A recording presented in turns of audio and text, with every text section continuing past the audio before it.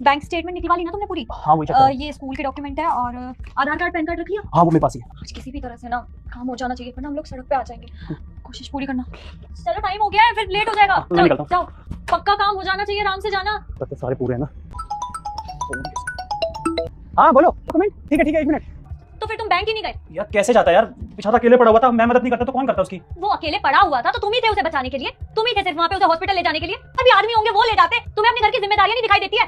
मैं तो ये सोच रही हूँ मैंने भी ये काम किस आदमी पे सौंप दिया, इससे अच्छा तो मैं खुद ही चली जाती। तुम्हें घर का कुछ नजर नहीं आता है ना, तुम्हें दूसरों की मदद करने की पड़ी है, अपने घर की जिम्मेदारी जाए भाड़ में। तुम्हें अच्छे से पता है मैंने तुम्हें कह के भेजा था कि हम सड़क पे आ जाएंगे अगर लोन नहीं हुआ तो। यार वो बेचारा अकेला सड़क पे पड़ा हुआ था, मैं ऐसे पड़े रहने देता उसे। तो पड़े रहने देते, हमारा काम जरूरी था। यहाँ पर इंसानियत के नाते तो उसकी मदद करनी थी ना, गलत है ना ये। इंसानियत की बातें ना तुम्हारे मुंह से बिल्कुल भी अच्छी नहीं लग रही है और मुझसे तो करो ही मत। अगर तुम्हें करनी है ना उस लैंडलॉर्ड से करो जिसके घर में हम रह रहे हैं, 3 महीने से किराया नहीं दिया है, उससे करो। स्कूल वाले से जिसके 3 महीने की बिट्टू की फीस नहीं गई है, वो इंसानियत रख लेगा।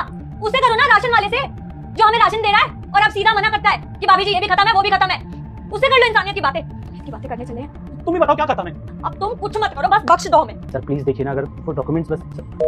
क्या हुआ, क्या बोला उन्होंने? वो कह रहे क्रिसमस के 2 दिन की छुट्टी है, कुछ भी नहीं हो सकता।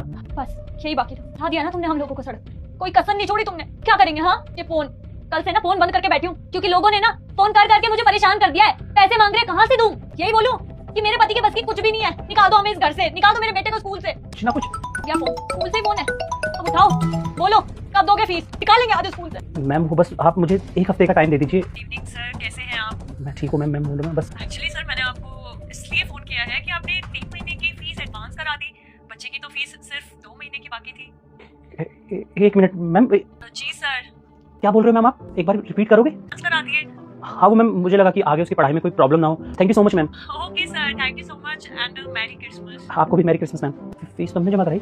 मैं कहाँ से लाऊंगी इतने पैसे? फीस तुमने नहीं भरी, मैंने नहीं भरी, तो फीस भरी किसने है? तो फिर किसने जमा कराई है?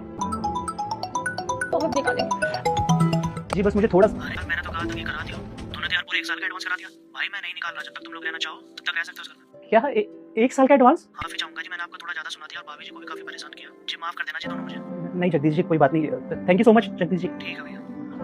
यार किसी ने लैंडलॉर्ड को पूरे 1 साल का रेंट पे कर दिया है। तुम झूठ बोल रहे हो, 1 साल का रेंट समझ रहे हो कितने पैसे होते हैं? अरे झूठ नहीं बोल रहा हूँ, सच में लैंडलॉर्ड का कॉल आया था, उसने कहा किसी ने 1 साल का पूरा रेंट पे कर दिया है। 1 साल का रेंट? बच्चे के स्कूल की फीस कौन हो सकता है? किस, मैं देखती हूँ। सुनो हाँ आना, आया। क्या हुआ?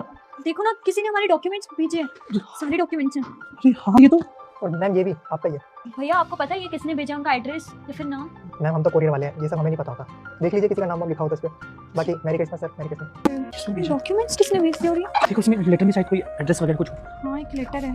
Q for saving my life, I owe you this life my friend.